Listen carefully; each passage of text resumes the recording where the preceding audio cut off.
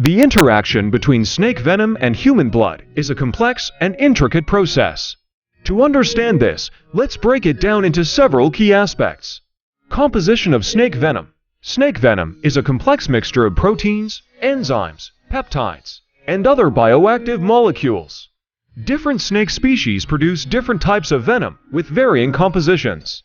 The components of snake venom can have various effects on the human body, including neurotoxic, hemotoxic, cytotoxic, and proteolytic activities. Hemotoxic effects. Hemotoxic venom affects the blood and the circulatory system.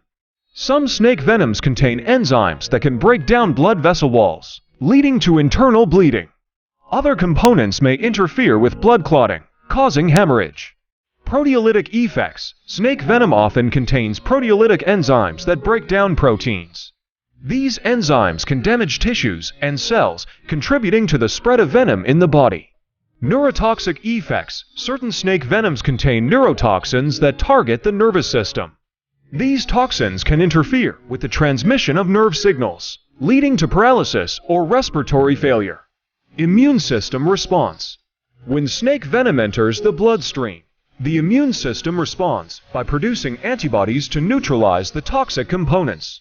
The immune response can vary from person to person and is influenced by factors such as the individual's health and previous exposure to venom. Coagulation cascade. Venom can affect the coagulation cascade, a series of events that lead to blood clotting. Disruption of the coagulation cascade can result in abnormal bleeding or, conversely, excessive blood clot formation. Treatment. The treatment for snakebite often involves antivenom, a serum containing antibodies that neutralize the venom.